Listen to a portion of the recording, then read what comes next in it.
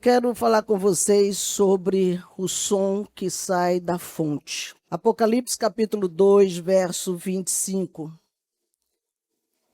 Mas o que tendes, retende-o até que eu venha. Mas o que tendes, a outra versão, mas o que você guardou, mas o que você tem dentro do seu coração, guarde até que eu venha.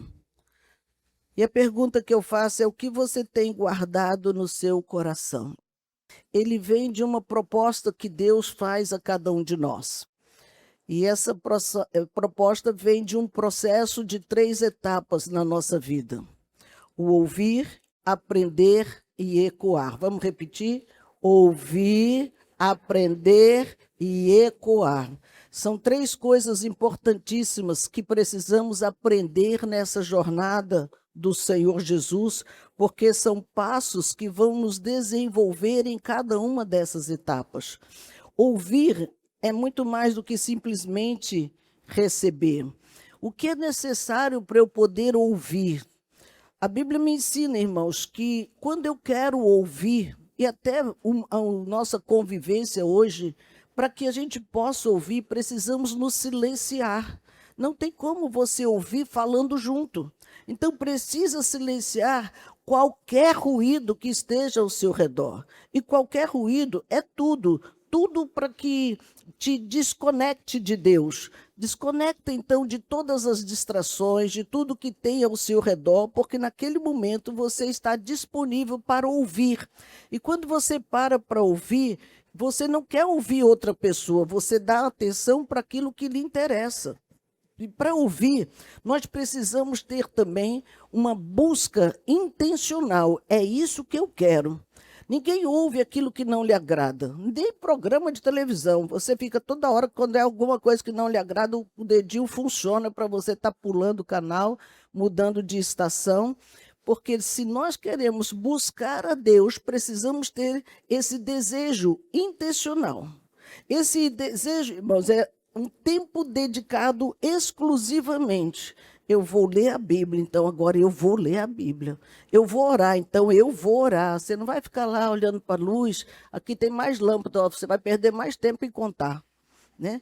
Então você vai distrair muito, ficar olhando quantas lâmpadas tem nesse teto. Foque naquilo que você quer ouvir de Deus. E isso leva você a estar com a Bíblia e oração como duas armas poderosas para você poder ouvir a palavra de Deus. E mais do que isso, ter aquela sensibilidade espiritual. Presta atenção, irmãos, nos ensinamentos, presta atenção nos direcionamentos que esse estudo que você vai fazer da palavra, ele vai trazer. Esses são passos para você ouvir. Nós não simplesmente escutamos um barulho, está fazendo muita zoada, mas você não consegue distinguir o que estão falando, só está... Mas quando eu quero ouvir Deus, eu paro tudo, porque a minha atenção está focada. A segunda coisa que nós falamos foi o aprender. E o aprender fala de assimilar. E assimilar fala de um estudo profundo. Eu não posso reter um conteúdo com uma leitura corrida, com uma leitura meia boca. Não, irmãos, eu preciso parar, meditar, entender o que aquele texto está falando, o contexto da época, o que estava acontecendo naquele lugar e o que aquilo tem a ver comigo. Você tem que parar e remoer todas aquelas coisas, porque você não assimila conteúdo se você não relacionar com você. Aconteceu lá atrás, ok, mas por que isso é tão importante para mim hoje? Aonde me afeta essa palavra? Quando nós entendemos e descobrimos isso, começamos a internalizar valores. Esses valores, irmãos, vão permitir que essa mensagem ela tenha um efeito de mudar não só o meu caráter, mas a minha forma de pensar. Quando eu medito e descubro valores aqui e vejo que eu não vivo aquilo, é a hora da mudança. Que eu não sou aquilo, é a hora da mudança. Que eu não falo aquilo, é a hora da mudança. Todos os princípios e valores adquiridos nesse livro é para que haja uma transformação na minha forma de pensar. Mas eu não acho assim. Então medite mais um pouco, porque o Espírito vai te convencer que o teu achismo está errado e que precisa vir para o prumo da palavra. É ela que nos nivela. Não é o que eu acho, o que eu penso, é o que a Bíblia diz acerca de nós. Esse é o nosso manual, irmãos, do fabricante. Precisamos nos submeter a ele. E isso vai nos levar a uma terceira coisa, dentro do aprender, a uma prática constante, onde eu vou guardar tudo que o Senhor está falando para mim e vou obedecer. Essa obediência é algo extraordinário, porque não é um dia que Deus falou, hoje eu obedeço, mas todos os dias precisa ser dias de obediência, dias de renúncia, dias em que Ele vai fazer a vontade dEle e não a nossa. Então hoje Deus falou, a gente estremeceu, a gente obedece, amanhã esquece tudo, amanhã eu dirijo a minha vida e tiro Deus de tempo completamente. Não, irmãos, não pode ser assim. Quando nós passamos por essas duas fases que nós estamos vendo, de ouvir e de aprender, nós aí sim vamos para a terceira fase, o ecoar.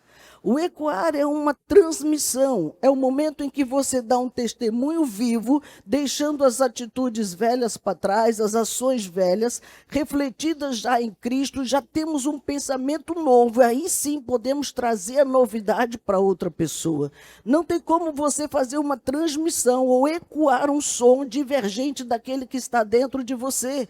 Se algo entrou no seu coração, mudou sua mente, mudou sua maneira de pensar, agora você vai ecoar, vai tirar de dentro para fora, num testemunho prático na presença de Deus. Aquela palavra passa a ser tão verdade dentro de nós, que ela sai como decretos, como proclamação verbal que vem da nossa boca. E isso fala do amor e da verdade de Deus.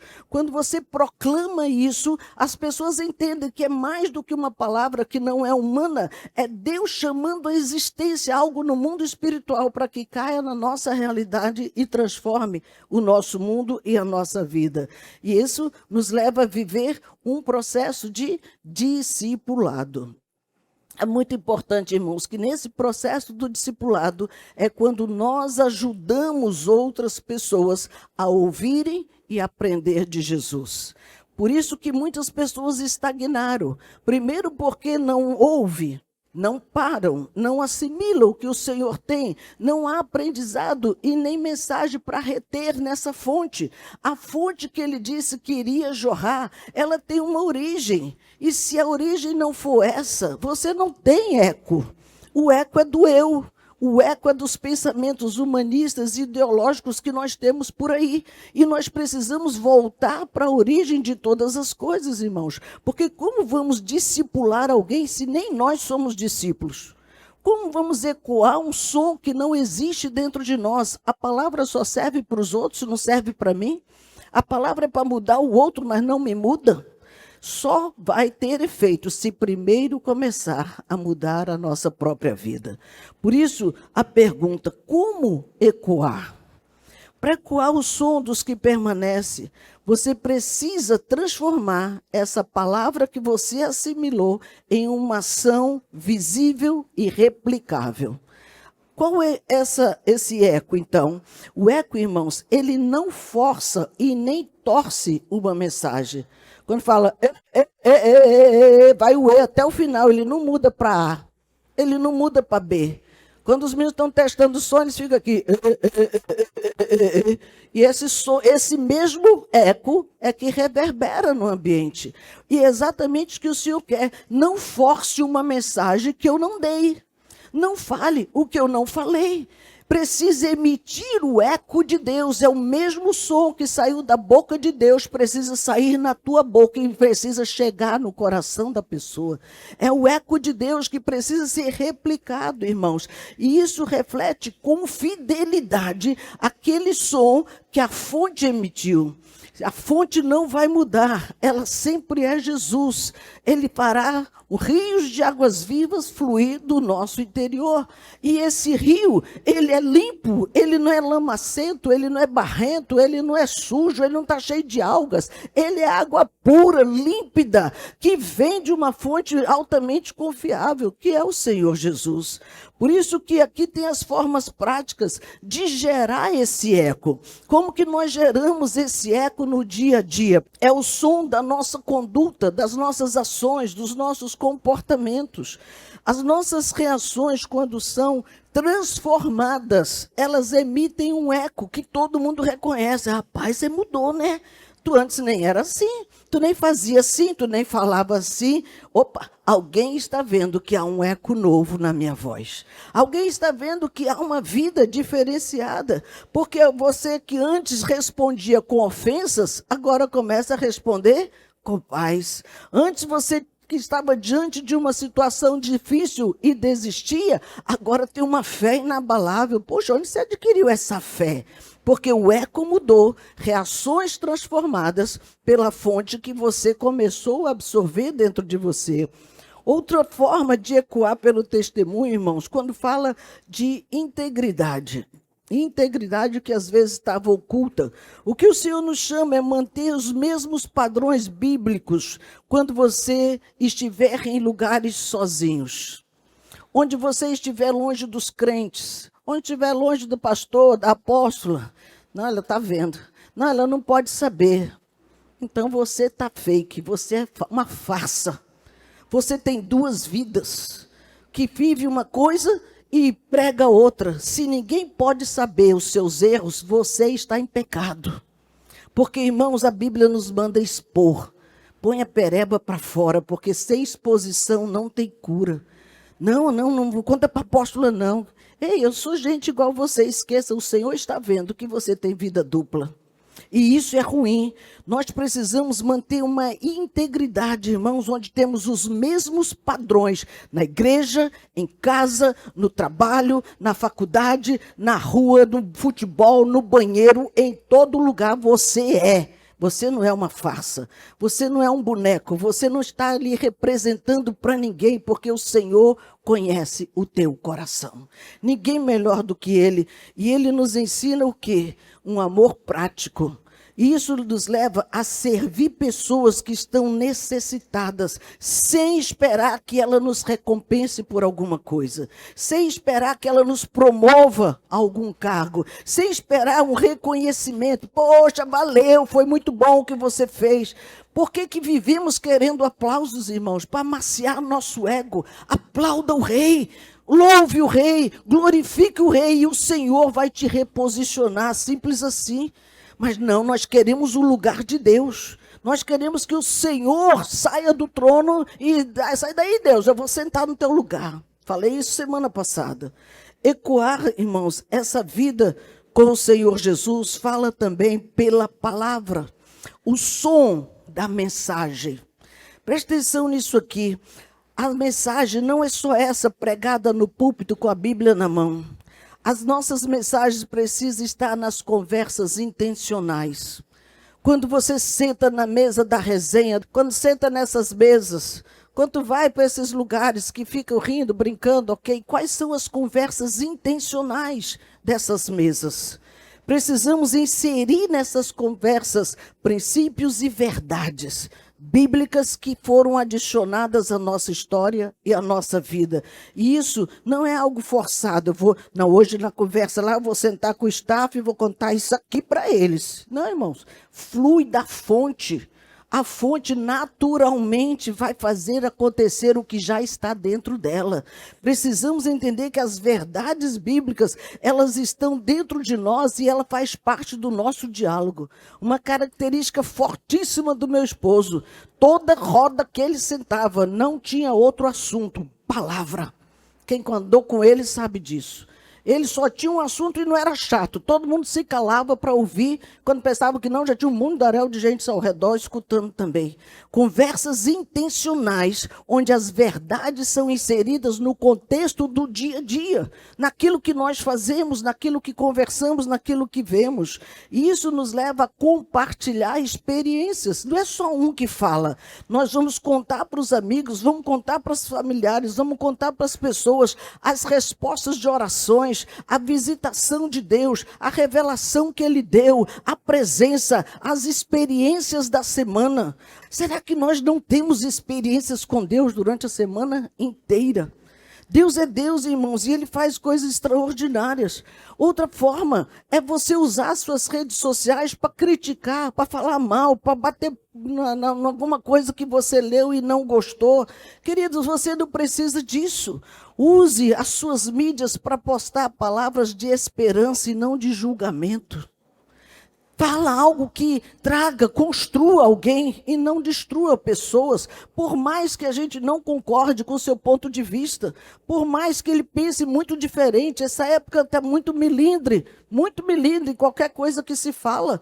Então temos que ter cuidado, porque a palavra é viva e ela vai produzir a sua vida na vida de alguém.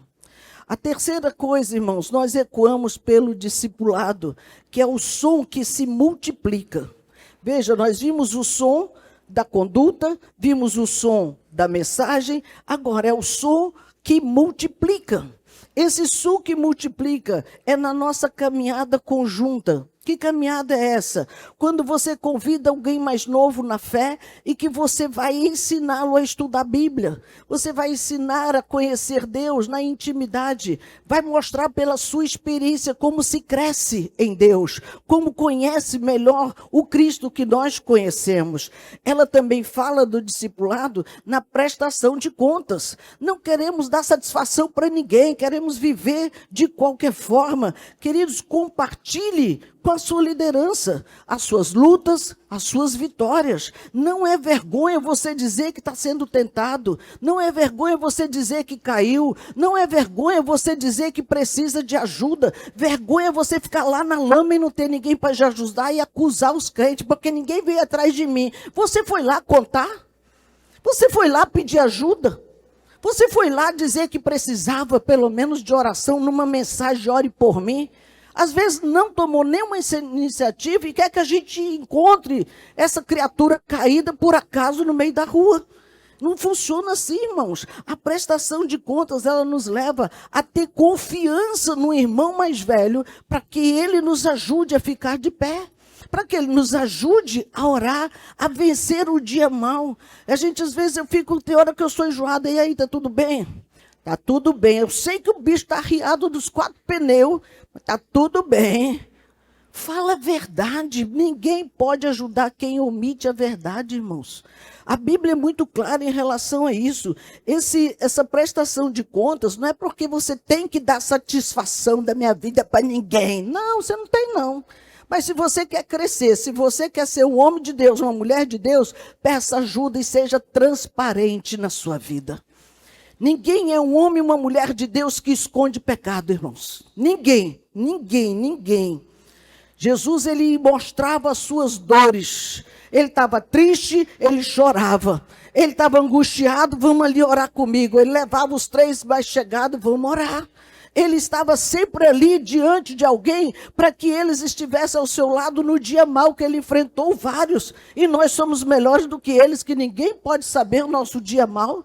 Não, se souber, aí eu não canto mais. Se eu souber, vai tomar minha célula. Deixa de ser criança.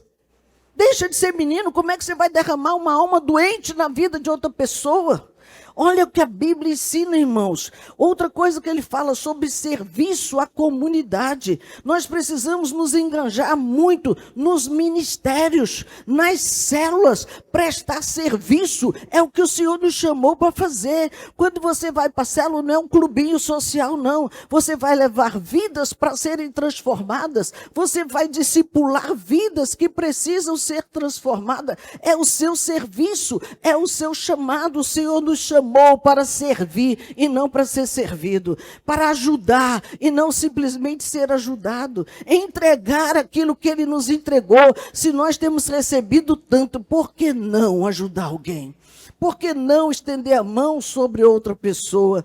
Por isso que esse testemunho pessoal, irmãos, ele só é eficaz quando ele é claro e quando ele é focado em Cristo. Um testemunho de que foi a porca lavada não resolve.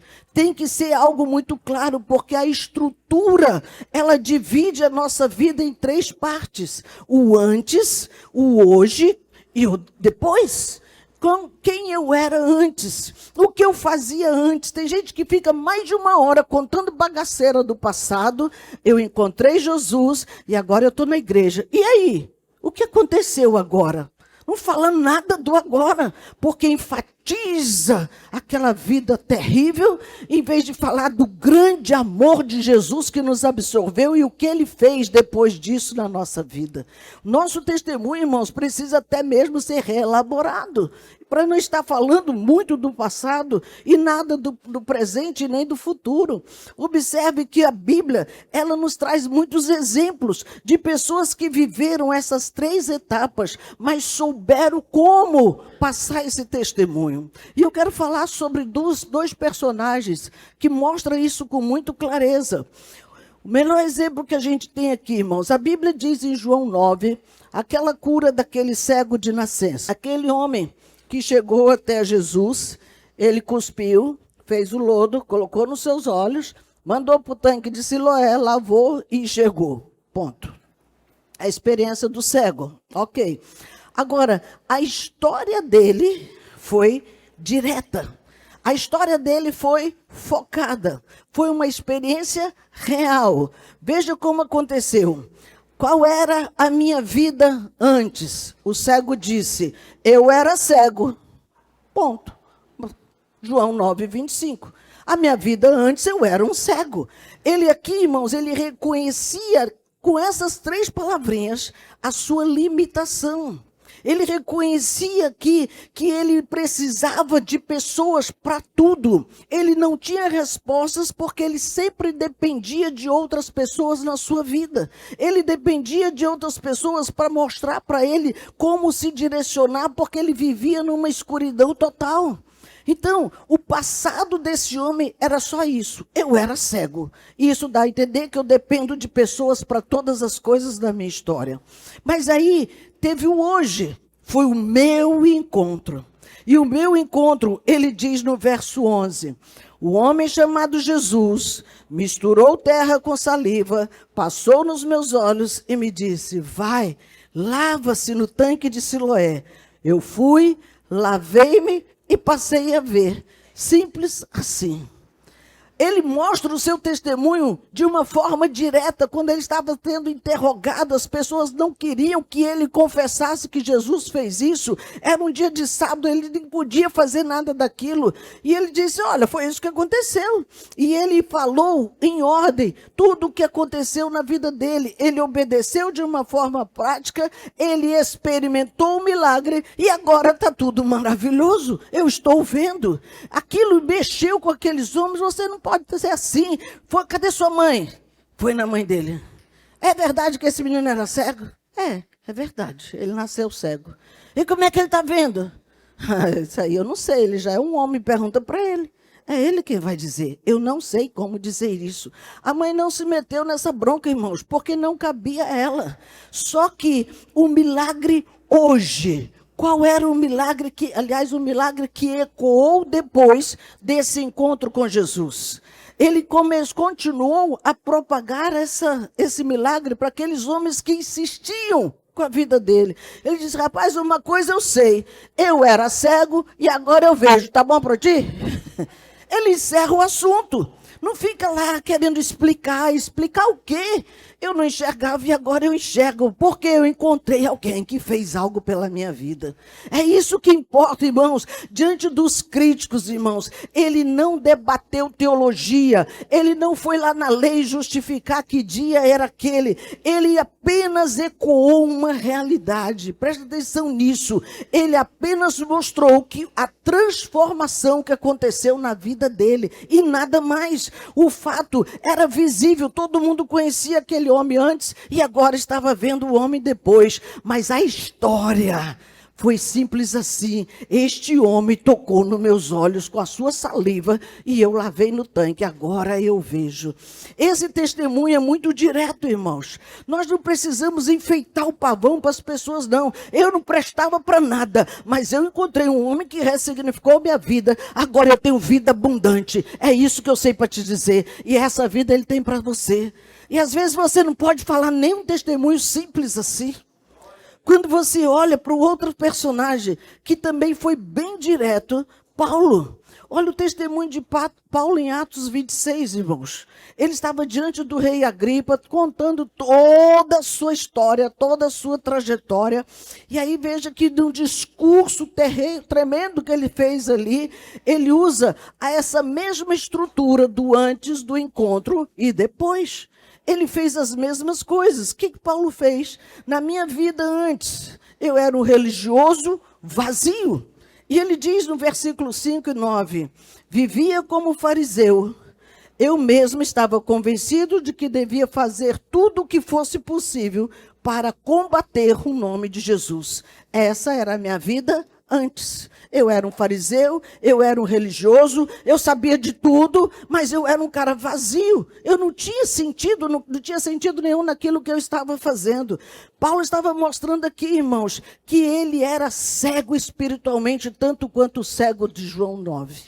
Ele não tinha direção, ele não tinha um caminho para ele continuar a sua vida. Ele perseguia os cristãos porque ele era orgulhoso, arrogante, e na sua ignorância de Jesus, ele maltratava os crentes. Até que teve o meu encontro, e Paulo vai direto como aconteceu.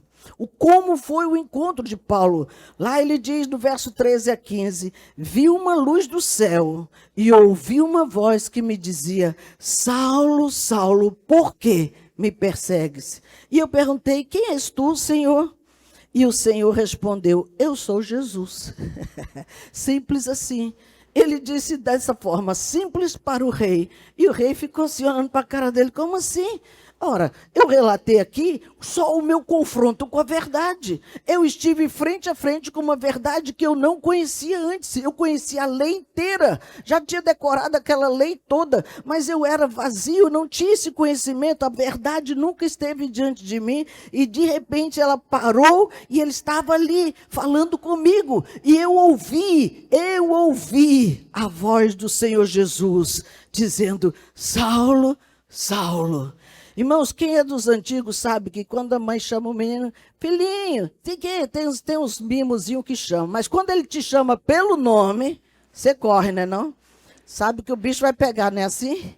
Pois é, quando Saulo ouviu, Saulo, Saulo, falei, tá, aí vem lapada. Né? Ele entendeu que alguma coisa muito séria estava por acontecer, e ele entendeu que Jesus estava chamando Paulo para uma missão. Irmãos, veja aqui que coisa linda que você começa a entender, que a diferença de um para o outro. Saulo chega naquele momento em que ele conta somente o que aconteceu e o que houve depois dessa conversa. Teve o antes, teve o encontro, e qual era a vida dele no hoje do passado, né? Era um eco de permanência. Agora ele diz no verso 19 e 22, assim, não fui desobediente à visão celestial, mas Deus me tem ajudado até o dia de hoje, por isso eu estou dando testemunho. O testemunho dele depois do encontro com Jesus, irmãos, eu não fui desobediente à visão que ele me deu. Ele passou de um cara religioso e desobediente, perseguidor, a uma pessoa obediente todos os dias da sua vida. E ele acrescentou, pelo contrário, ao invés de persegui-los, eu tenho pregado esse nome. Ao invés de prender, eu agora sou preso. Eu agora que estou vivendo a contramão da história que eu persegui. E ele disse, Deus tem me ajudado até o dia de hoje, que era um prisioneiro, por isso eu estou aqui dando testemunho. O que Paulo está fazendo? Ele está resumindo a sua vida atual como um eco.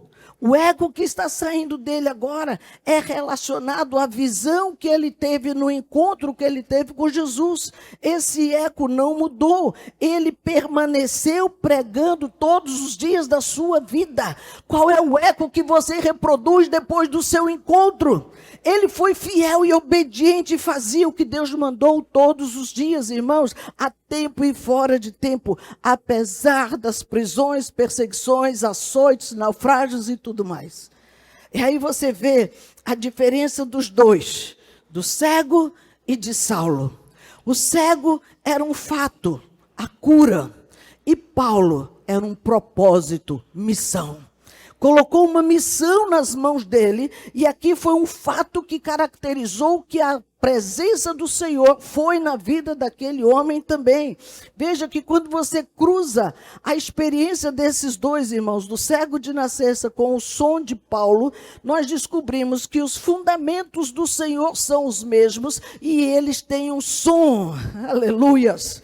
Qual é o fundamento da nossa fé, irmãos? Diga Cristo! Ele é o fundamento da minha e da sua fé, não importa se é para cura, se é para libertação, se é para uma missão, se é para um propósito, mas todos eles se fundem numa só coisa, numa só pessoa chamada Jesus. E isso é tremendo, porque o cego valida o fato. Qual era o fato? Eu era cego e agora eu estou curada. E Paulo valida o propósito. Eu tenho uma missão e uma expansão, eu tenho que abrir para o mundo que aconteceu comigo. A missão, irmãos, nunca é pessoal. A missão nunca é exclusiva. Ela é expansiva. Eu preciso que outras pessoas alcancem para que elas reproduzam na mesma proporção. É importante entender isso, que a meditação profunda que nós falamos lá que começamos, quando você começa a ouvir, quando você começa a internalizar, quando você começa a aplicar e transformar, naturalmente você ecoa um som que se propaga. Cristo vive e Ele quer viver na sua vida também. É tremendo, irmãos, quando você entende que o ponto de partida é onde? Quem eu era?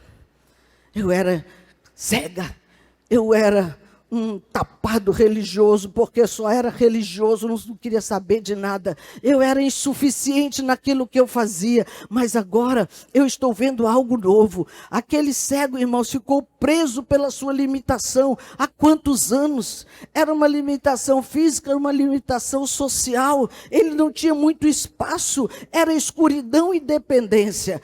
Paulo, da mesma forma, preso numa limitação espiritual e intelectual. O cara sabia muito. Aí as suas muitas letras o faziam delirar, porque ele achava que o seu conhecimento acadêmico era suficiente. Respeita os seus títulos, mas não é suficiente para te levar para lugar nenhum. Se você não entender, irmãos, isso, porque o orgulho é algo terrível, ele rouba o zelo, ele rouba você de Deus, ele te deixa uma pessoa cega com tanto conhecimento. Veja que as pessoas, quando começam a aprender um pouco mais, começam a achar que já sabe mais do que Deus, e começam a questionar, não é bem assim, que isso aqui não está muito certo, não. Porque não foi assim que o mundo começou. Não, mas eu acho que as coisas não são assim. Começa a questionar a essência de Deus. Quem somos nós, irmãos, para questionar isso? Por isso que esse ego muito acelerado no orgulho, ele nasce com o reconhecimento de que nós somos autossuficientes, que nós conseguimos fazer sem Deus. Nós estamos caminhando para a era em que estão fazendo tudo robô para o homem pensar, ninguém precisa mais de homem para nada. Ninguém precisa de ser humano para nada, substituindo tudo por robô, por inteligência artificial, e nós vamos ser os burros da coisa. Não, irmãos, não, nós não vamos trocar aquilo que o Pai fez. Foi Ele quem soprou nas suas narinas vida, foi Ele quem deu vida ao seu corpo, foi Ele que pôs emoção e sentimentos. Robô é lata, ele não tem emoção, não tem sentimento, não dá nem para tocar naquele troço lá gelado, frango, que não vai nos levar a lugar nenhum. O homem todo o tempo tentando anular Deus. Não, modernidade, vai nessa modernidade, ver onde você vai parar. É muita advertência que precisamos ter, irmãos, porque não importa se o cenário atual que nós estamos vendo está conspirando contra o nosso Deus, presta atenção no que a voz dele diz ao teu espírito. E a palavra diz, aquele que tem o espírito, ouça a voz do Senhor. E nós estamos muito distraídos com tantas coisas que estão acontecendo. É só apertar um botão e acontece tudo. E se apertar um botão e tu sumir? Quando acordar, está lá na boca do inferno. E aí? Diga, misericórdia, né, Deus? É misericórdia mesmo. Por quê, irmãos? Porque é uma dor que nós não sabemos expressar. Aquele cego tinha uma dor que ele não sabia expressar. Claro que ele não gostava de estar ali dependendo dos outros, todo dia esperando que alguma coisa acontecesse na sua história. Era uma vida paralisada. Então veja, esse aparente sucesso que Paulo pensou que tinha também, era aquela retidão que ele mostrava para as pessoas, mas era uma frustração interna muito forte. E todos dois precisavam desesperadamente de uma intervenção dos céus.